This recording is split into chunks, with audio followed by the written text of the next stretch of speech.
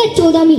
তাই তো আমরা ইতিহাসে দেখতে পাই স্মরণীয় বরণীয় যারা তারা সকলেই সময়ের মূল্য হারে হারে উপলব্ধি করেছেন।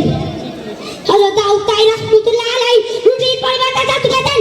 এর কারণ জিজ্ঞেস করা হলে তিনি বলেন রুটির জীবাণু ও জাদুকার মধ্যে এই পরিমাণ সময়ের ব্যবধান যেন 50 আয়াত তেলাওয়াত করা যায়।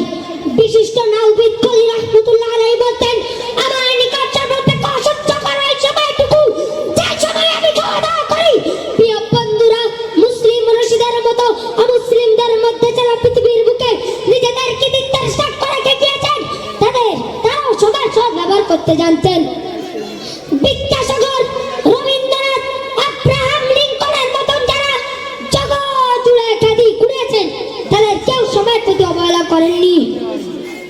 ওয়াশিংটনের সেক্রেটারি একবার কিছু সময় দেরি করে যায় এই বলে ওজন পেশ করলেন যে আমার ঘড়ি স্লো ছিল। ওয়াশিংটন বললেন হয়তো তুমি ঘড়ি পাল্টাবে না তবে আমি সেক্রেটারি পরিবর্তন করব। প্রিয় উপস্থিতি, পরিশেষে আবার বলছি সময় মানব জীবনে মূল্যবান পুঁজি।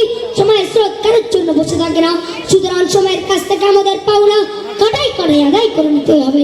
তাই আসুন আমরা সময় অনুবর্তিতার অভ্যাস গড়ে তুলি, তাহলে আমাদের জীবনে আসবে অভাবনীয় সাফল্য।